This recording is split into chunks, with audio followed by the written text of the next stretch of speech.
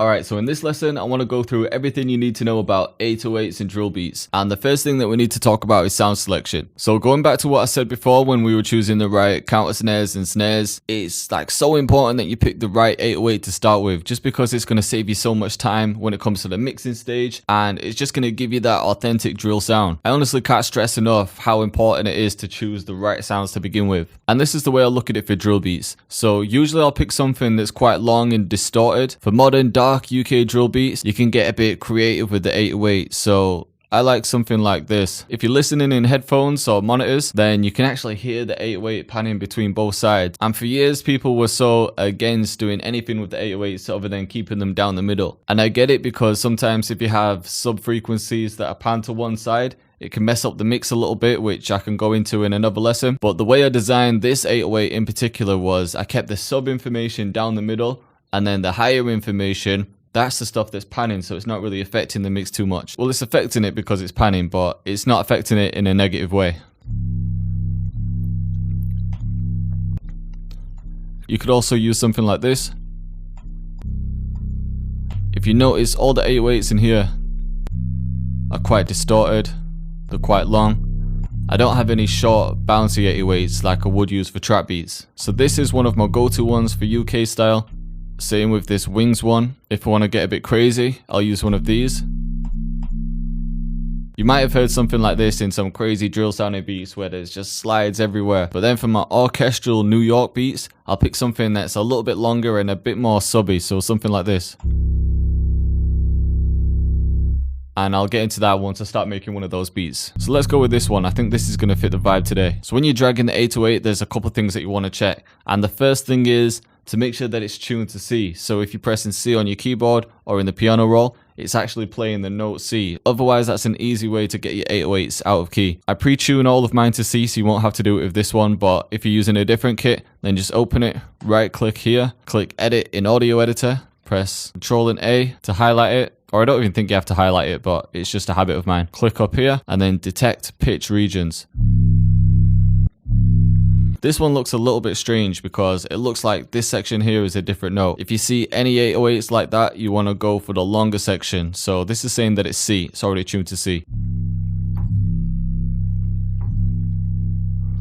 If it wasn't tuned to C, for example, it was C sharp, what you do is go to the wrench tool and then right click on the note that it said, so C sharp, and that's going to fix it for you. But yeah, this one was actually tuned to C, so I'm going to right click on C again. And yeah, like I said, every time I play C on the keyboard, it's actually going to play the note C. The next thing to do is come to the envelope, and here you want to turn down everything except for the hold. So I'm just bringing all of these wheels down. I'm bringing the hold all the way up. That's going to make it so that the note only plays for as long as I hold it. So if I turn the envelope off, this is what it was like before. You can hear it plays the full thing. But now if I've got the envelope on, it plays for as long as I hold the note. Sometimes what I like to do is bring up the attack just a little bit. The attack in a volume envelope determines how long it's going to take for the sound to get to its maximum volume. So if you look up here, it's going from the bottom to top. So the bottom is no volume, the top is maximum volume. So if the attack was all the way up here, if I press it now, there's going to be a fade in.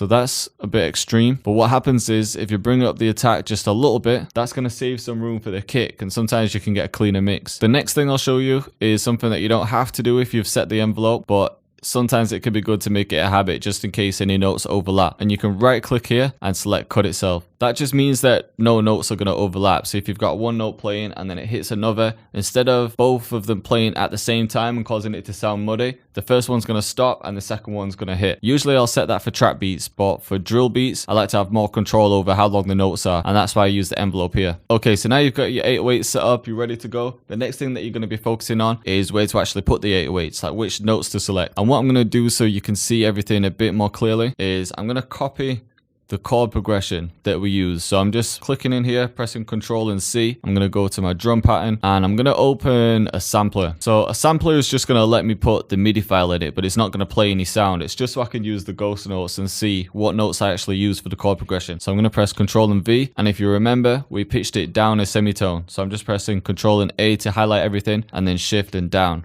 because we went from C minor to B minor. I know my 808s are going to be starting around B4 and I want to see the ghost notes behind, so I'm going to press Control and up to bring the progression up. So now if I go to my 808, I can either right click and press piano roll or just hit F7. When I'm adding my notes in now, I can see the exact notes which are used for the piano and the main chords. And this is just going to help you to understand where you need to put your 808s. So generally speaking, 808s should follow the chord progression and they should follow the root note of the chords. So for example, in this case, if you remember when we actually built the melody, we only really used one chord. We just used B minor and then we inverted it. And then we just made small changes to some of the top notes. So just to remind you, we had B, D, and F sharp, and then we just inverted the F. It was actually in C, so it would have looked something like that, but then we ended up pitching it down. So yeah, the first note is B.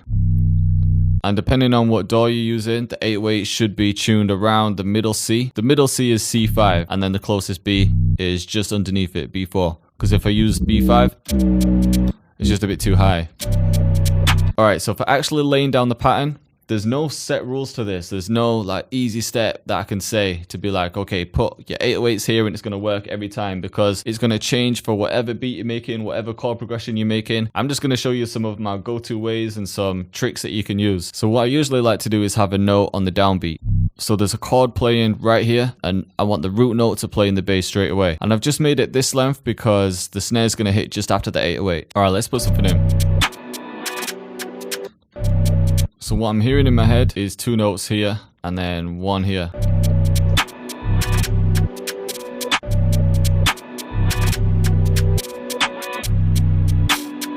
So what I'm doing is just getting the pattern down first. I hear a pattern in my head, I lay down the pattern and then I figure out where the slides go.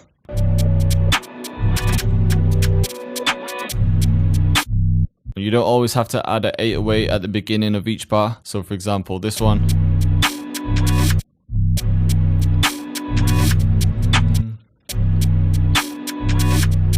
I'm hearing 4 slides at the end here. So I'm just going to add in 4 notes. So like I said, there's no set rules for where you need to put the notes, but I'm just thinking about the balance because I know a kick is going to go over some of these 808 notes, and I like there to be a good relationship between the kick and 808 and the snare. So for example, that's why I have this note leading up until the snare and then notes after it. If you kind of analyze it, I'm not really putting any 808s on top of the snare, apart from this one, because like I said, there's no rules. But just so there's not too much going on, I'm probably thinking that when I add the kick, there won't be a kick on top of the 808 and the snare. I might add the kick here instead. So you just want everything to have its own space in a way. You don't want everything to be overlapping. That's why I'm thinking ahead. I'm thinking about where the kick's going to go, what the relationship's going to be like between the kick and the snare, how the bounce is going to be. So before I add the full pattern, let's figure out some slides. So to add a slide note, you can either add a normal note, double clicking it, and then click this button to activate slide mode, and then click accept, and you can see that it's got a slide on the note there. Or the shortcut, the hotkey is just S. So if I hit S, you can see this slide mode's activated. Now whatever note I put in, it's going to be a slide note, and then I can just hit S again to come off slide mode. Now this is how a slide note works. So let's just focus on this section where I've got a slide. What's happening is it's hitting this note first and then it's sliding up to this note. So it's going from B to F sharp. If it's here, it's going from B to G. And the length of the slide note determines how long it's going to take from the bottom note to the top note. So if this is shorter, it's just going to take this amount of time for it to get from B to G. If I bring this note along, it's going to play B up until this point, and then it's going to take this amount of time to go up to G.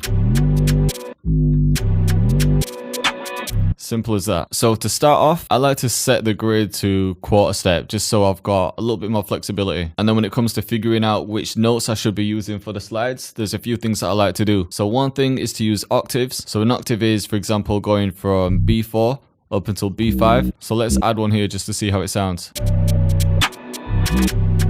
I like the way that sounds. Maybe it could slide up quicker though. The other two main things that I like to do when it comes to slides is to use notes within the same chord or to use semitones. So look, let me show you. We've just gone up an octave, so that's why it's on B, but the other notes in this chord are F sharp and D. That sounds good. That sounds good too. And then semitones are just half steps. So from D to C sharp in this case, or F sharp to G. So I could try both of them.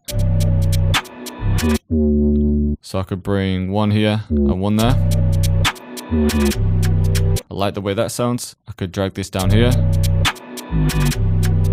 Yes, I like the way that sounds too. For this one, I think I'm just going to slide it up an octave to start with. My usual process is I'll start with something fairly simple, and then towards the end of a phrase, like the end of 4 bars or the end of 8 bars, I'll go a little bit crazy with the slides. So yeah, at the start of each bar, I'm mainly using the root notes of the chords, and then towards the end of the bar, or even in the middle of the bar, I'm going to be using passing notes. And using notes within the chord for passing notes is like an easy way to just get it sounding good.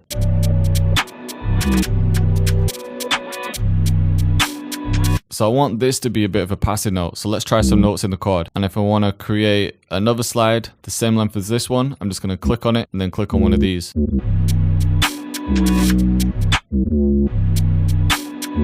Like that one. Let's bring it down an octave. So I just chose a note in the chord, but I'm bringing it down. I like that. So like I said, towards the end, I can get a bit crazier. That's why I've done 4 chops. When you've got a new note, obviously the last one is going to stop. Because when I've chopped it up 4 times like this, if I have a slide note here, that slide's not going to continue to the end. It's just going to continue until the next note. So let's play around with some notes here. Let's try semitones.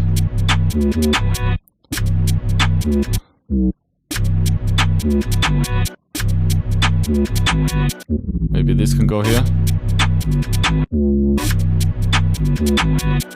What if I brought this up an octave though?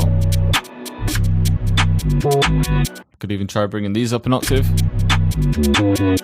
Might be a bit too much.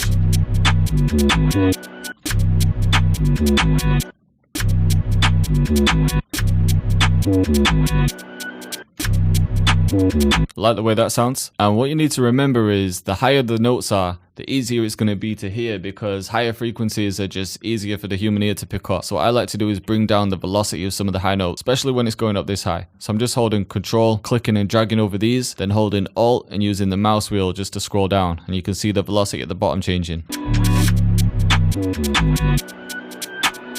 And you don't always have to have the slide notes the same length. So for example, this one, maybe I can make this a bit longer. And it doesn't have to play at the exact same time as the bottom one. So let's bring that over.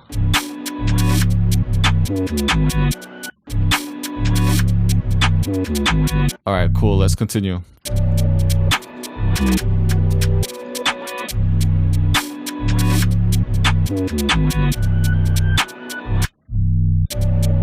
Okay, so this is the pattern I'm hearing. I'm just bringing that to the line and then hitting C, holding shift and clicking to slice that in half. Alright, and this bit I can make it a bit more interesting.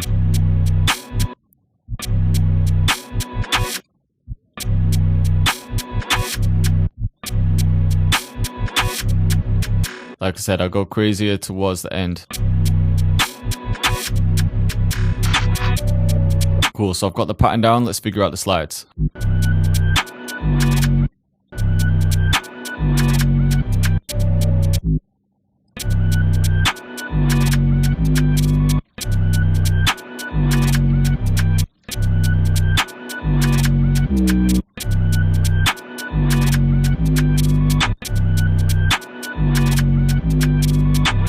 You might be wondering why I'm not using a root note here when it's starting on a bar, and it's mainly because I don't have the note starting exactly when the bar starts. So towards the end here, I'm treating it more like a melodic instrument. Maybe we could add another one here.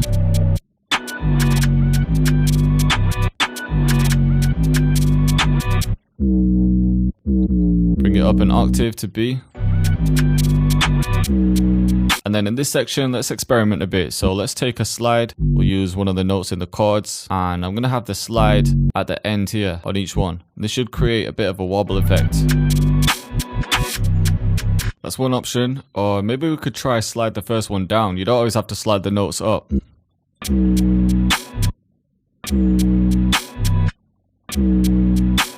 And you also don't have to cut the note every time you want a new slide. So let's try sliding this one down. We could still use a note in the chord. Again, there's no rules, but it might sound good. Let's try this one. Let's try F.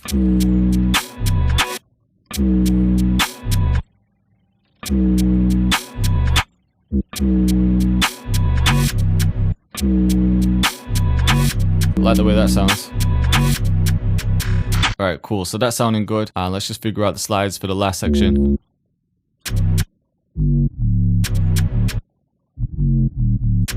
Try some semitones.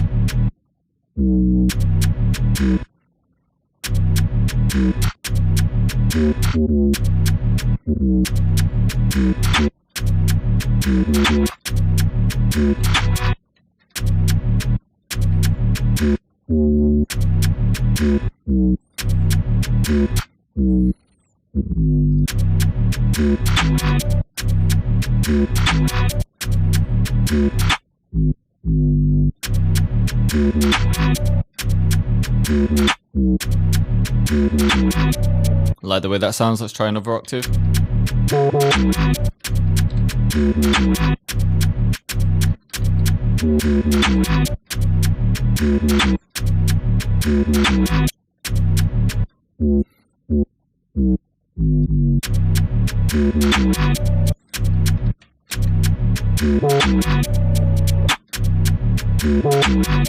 Yeah, maybe that sounds better. Bring the velocity down a bit. Yeah, maybe all up an octave.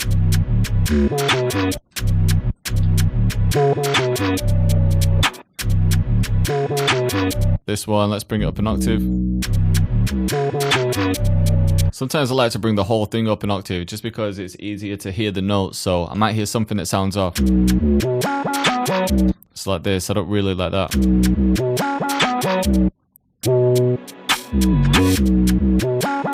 Then bring it back down.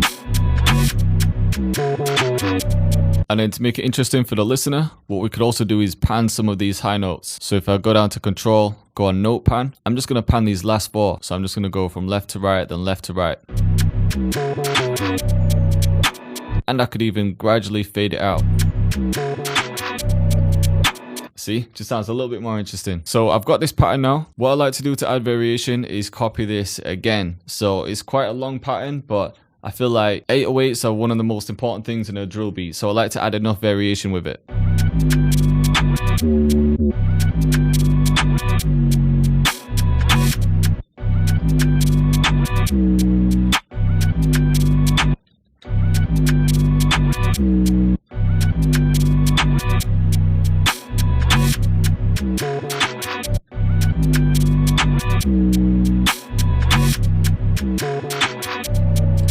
Let's work out the second pattern now. I'm just going to copy another one of these across. I'm going to bring in another drum pattern. I'm going to make this one unique. And now I can change something in this pattern. I could have just extended the length of the pattern and copied everything. But the 808s are usually the only thing that I like to have in a 16-bar pattern. Everything else usually gets copied after 8 bars. So I'm going to make the pattern this way and then copy it back in.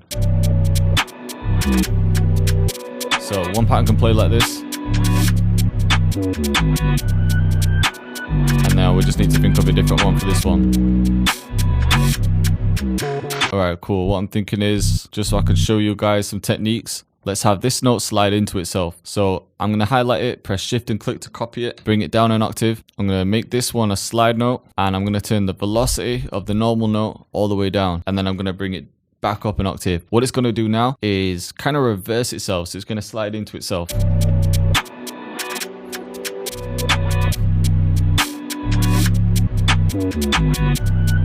The other thing I could do instead of that is have a bit of a bass drop. So I'm going to turn the velocity of the normal note up, the velocity of the slide note down, and now it should kind of drop into itself. But let's get the normal note up an octave, see how this sounds.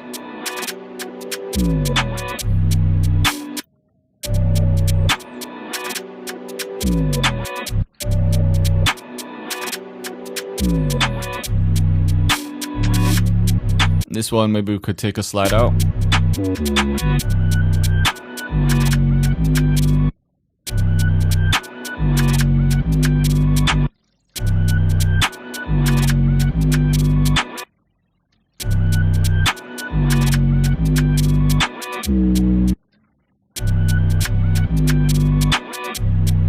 Maybe we could have the wobble effect in here.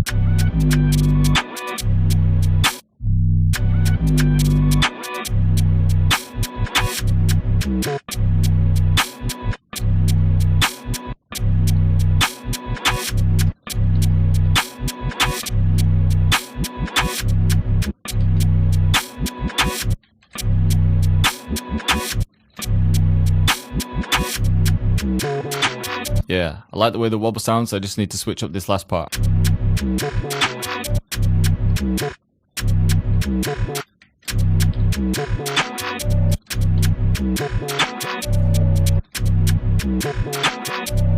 Let's listen from here.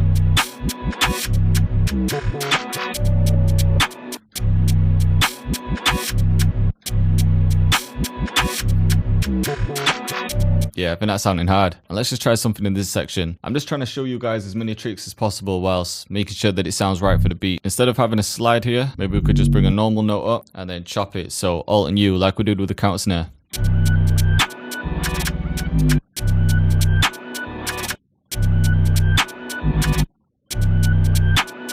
So I think that's going to be too long. Do it on here though.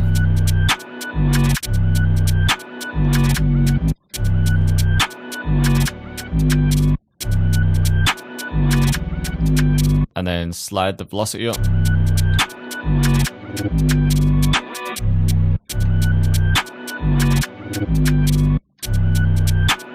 Let's swap them around.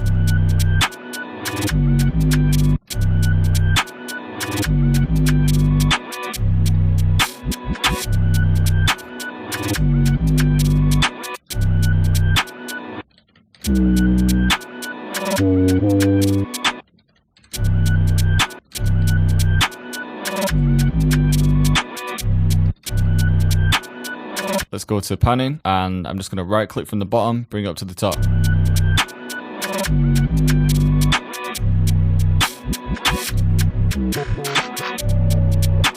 Alright, cool. So I think that's enough for the 8-weight patterns. I just wanted to show you all of the different options that you have when it comes to sliding, what notes you should use, how long the slide should be, what different effects you can add. And yeah, it doesn't mean that you have to use those all of the time. Try and trust your ear and see what sounds right to you. Experiment with the different techniques that I've showed you. See what fits right in your beat. And the more 8-weight patterns that you make, the faster you're going to train your ear.